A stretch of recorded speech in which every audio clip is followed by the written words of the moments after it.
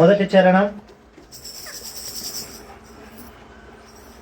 6వ చరణం 8వ చరణం పాడుకుందాం. 6వ చరణం 8వ చరణం 2 చరణాలు మాత్రమే. పల్లవి 6వ చరణం 8వ చరణం.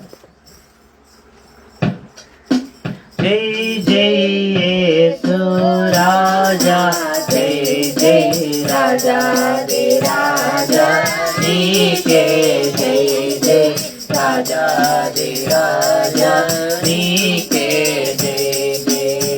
రాజులైన యాజక గుంపులో, రాజులైన యాజక గుంపులో నన్ను కూడా నీతో సైనా, నన్ను కూడా నీతో సైనా పరిశుద్ధ జనములు చేసితివి, పరిశుద్ధ జనములు చేసితివి. జై జై యేసు రాజా, రాజా నీకే జై జై రాజా దే రాజా, నీకే జై జై. అధిక స్తోత్రుడవైనా,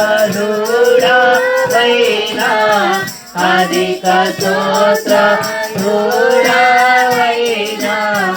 ఆది అంతము లేని దేవా, ఆది అంతము లేని దేవా, యుగా యుగములకు నీకే జై జై, యుగా యుగములకు నీకే జై జై.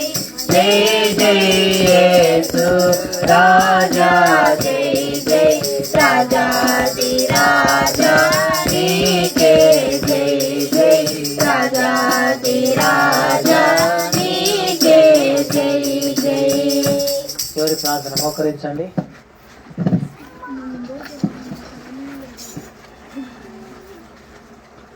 ప్రేమగల తండ్రి, జీవంగల దేవానికి స్తోత్రం. ఇంతవరకు మీరు చెప్పిన కృపకై స్తోత్రములు.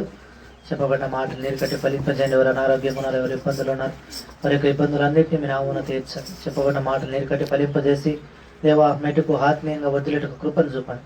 కుటుంబంలో శాంతి, సంతోషం, సమాధానం ప్రభావం మెండుగా ప్రవహించుటకు కృపను అనుగ్రహించమని దేవ వచ్చిన వారందరిని బట్టి కృతజ్ఞతాస్తుతి చెల్లిస్తూ రాని వారి దయతో క్షమించమని యేసు క్రీస్తు నామమున స్తుతించి ప్రార్థించండి, బ్రతిమాలు వేడుచున్నాం తండ్రి.